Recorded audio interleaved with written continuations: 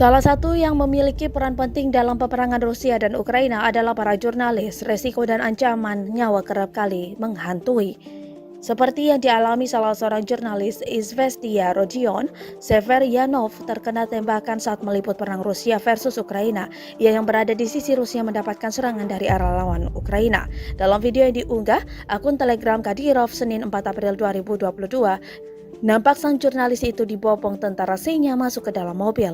Jurnalis itu didampingi salah seorang prajurit yang tak berhenti menyuruhkan takbir. Wajahnya juga masih terlihat segar, nampak seperti tak terkena tembakan. Ia tetap tersenyum dan juga semangat.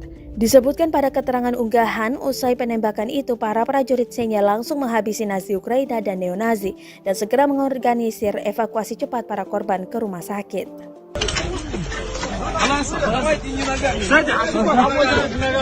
Давай руку.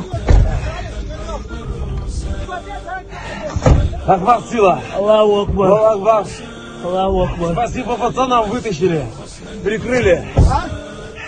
Спасибо пацанам, вытащили, прикрыли. Акбар сила. Аллаху Акбар. Короче, в Мариуполе украинские националисты накрыли группу. Пользуясь своей мерзкой тактикой, сначала запустили, потом начали обстрел. Понесли потери, я получил ранение.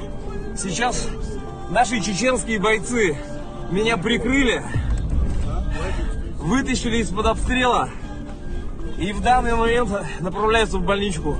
Посмотрим, что скажут медики. Парни молодцы, красавчики вообще.